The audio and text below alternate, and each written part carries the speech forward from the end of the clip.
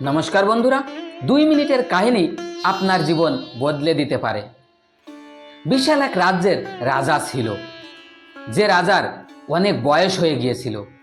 তাই সে রাজা মনে করল সে মারা যাওয়ার আগে তার রাজ্যের শাসনভার কোনো এক ছেলের হাতে দিয়ে যাবে। কিন্তু তার 3 ছেলে ছিল, তাই সে বুঝতে পারছিল না কোন ছেলের হাতে রাজ্যের শাসনভার দিয়ে যাবে। তাই সে 3 ছেলের পরীক্ষা নেওয়ার চিন্তা ভাবনা করলো।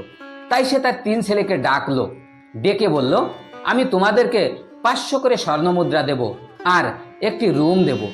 তোমরা এই 500 স্বর্ণমুদ্রার বিনিময়ে যা দিয়ে পারো তাই দিয়ে সেই রুমটিকে ভরিয়ে তুলবে।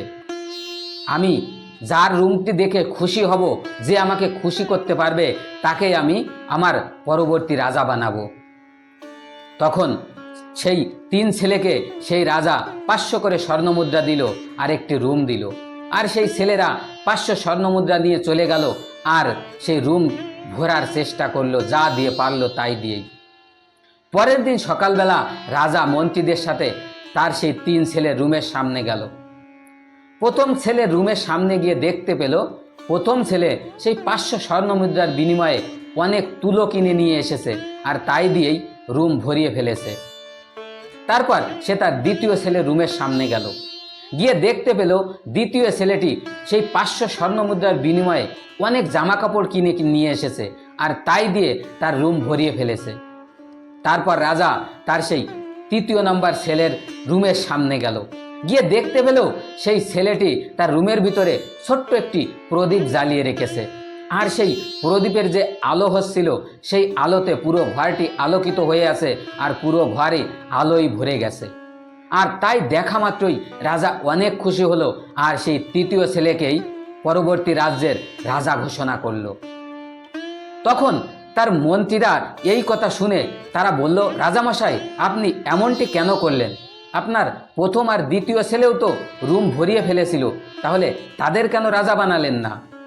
তখন রাজা বলল, আমার প্রথম ছেলে 500 স্বর্ণমুদ্রার বিনিময়ে অযথা শুধু তুলো দিয়ে রুম ভরিয়ে রেখেছে, আর দ্বিতীয় ছেলেটি সেও 500 স্বর্ণমুদ্রার বিনিময়ে অযথাই শুধু জামা কাপড় দিয়েই তার রুম ভরিয়ে রেখেছে।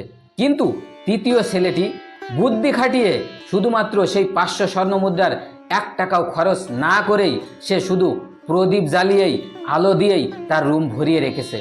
সে বুদ্ধির ব্যবহার করেছে। আর একটা রাজার তো এতটুকু বুদ্ধি থাকা উচিত যে সে রাজ্যও ভারও সামলাতে পারে আর স্বর্ণমুদ্রাও বাঁচাতে পারে, অর্থাৎ ধন সম্পদও বাঁচাতে পারে। তাই রাজার গুণ তার ভিতরে আছে, তাই আমি তাকে রাজা বানিয়েছি। তো বন্ধুরা, এই ছোট্ট কাহিনী থেকে আমরা কি শিখতে পারি? যে আমরা এই শিখতে পারি যে সবসময় বুদ্ধির ব্যবহার করুন। ওই রাজার ছেলে যেমন বুদ্ধি খাটিয়ে ছিল বলে সে রাজা হতে পেরেছিল, তাই যে কোনো স্থানে আপনারা বুদ্ধির ব্যবহার করতে শিখুন, দেখবেন জীবনে সফলতা অবশ্যই আসবে। আর আমার এই ছোট্ট কাহিনীটি যদি ভালো লাগে তাহলে অবশ্যই একটা লাইক আর একটা সাবস্ক্রাইব করে বেল আইকন প্রেস করে দেবেন, যেন আমি আপনাদের সাথে জুড়ে থাকতে পারি। আর আমার এই চ্যানেলে এমন ছোট ছোট অনেক কাহিনী দেখতে পাবেন। আর আমার কাহিনীর ভিতরে যদি কোনো ভুল দেখতে পান তাহলে অবশ্যই কমেন্টস করে জানাবেন। ধন্যবাদ।